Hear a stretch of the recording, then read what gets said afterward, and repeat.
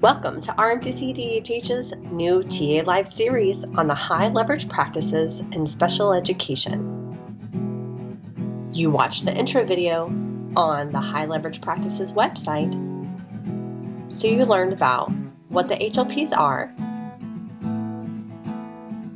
who wrote them, the CEC and the CEEDAR Center, and why they were written. You learned that there are 22 HLPs broken up into 4 categories: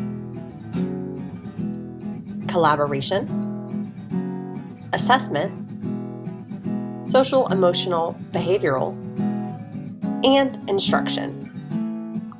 But don't worry, we aren't talking about all 22 this year. We'll be focusing on the 2 categories: collaboration and assessment. But what do the HLPs have to do with students who are DHH? The HLPs said it best: to ensure quality outcomes for students with disabilities, special education teachers, including educators of the deaf, hard of hearing, should provide instruction that is both evidence-based and highly responsive to these students' complex and varied needs. In other words, using evidence-based and highly responsive instruction for students is the recipe for success. After all, what's the goal for every educator?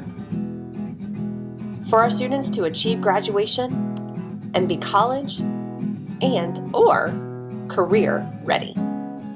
How are we going to implement these high leverage practices? Karen Anderson said that when you hear hoofbeats, you typically think of horses, not zebras. But our students who are DHH are different. They are like zebras and a herd of horses. They may look on the surface like many other students, but their needs are highly specialized and varied. No 2 zebras are the same. They all have different stripes. Same with students who are DHH. If you've met one student who is DHH, you've met one student who is DHH. That is where you come in, our educators in the field of deaf education. You are our certified zebra experts.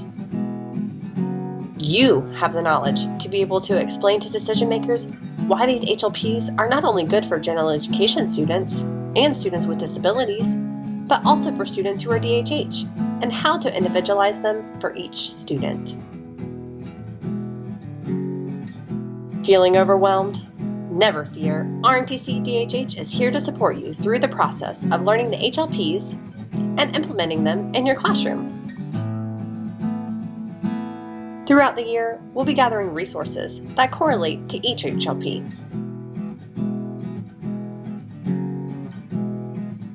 These resources will be curated in a live binder. You can access the live binder on the RMTC-DHH TA Live website or by going to the bit.ly/RMTC-HLP. We will leave you with this point to ponder. How do you prepare the team to receive a student who is DHH in order to meet their highly specialized needs? Come to the TA Live discussion to learn how your colleagues address this question and share your thoughts to collaborate together.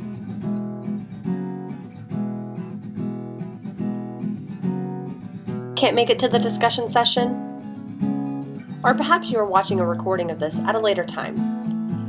An idea to still work within your district is to visit the IRIS Center Interactive Alignment Tool.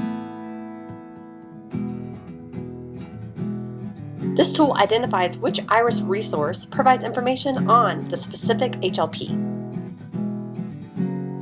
Where can you find the information on the IRIS Center? If you guessed the live binder, you are right. Remember, you can find that at bit.ly/RMTC-HLP.